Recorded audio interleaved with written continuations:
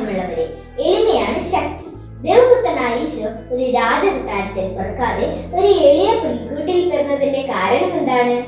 അത് എളിമ പഠിപ്പിക്കുന്നതാണ്. വിശുദ്ധ ബെനഡിക്ട് പഠിപ്പിക്കുന്നു, എളിമയാണ് ദൈവത്തിന് മുമ്പിലുള്ള ആദ്യപടി. നമ്മുടെ ഹൃദയത്തിൽ ഈശോയ്ക്ക് പിറക്കണമെങ്കിൽ നമ്മൾ വിനയം ശീലിക്കണം. മറ്റുള്ളവരുടെ മുമ്പിൽ താഴ്മയോട് പെരുമാറാനും സ്വന്തം കുറവുകൾ അംഗീകരിക്കാനും സഹായിക്കണം.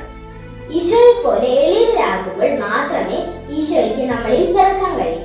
ഈ ക്രിസ്മസ് ഒരുക്കത്തിൽ നമ്മളുടെ അഹങ്കാരത്തെ മാറ്റിവെച്ച് വിനയം ധരിക്കാം. ഇന്നത്തെ സുഹൃത്തുക്കൾ, ഈശോയെ എന്നെ വിനയമുള്ളവളാക്കണമേ.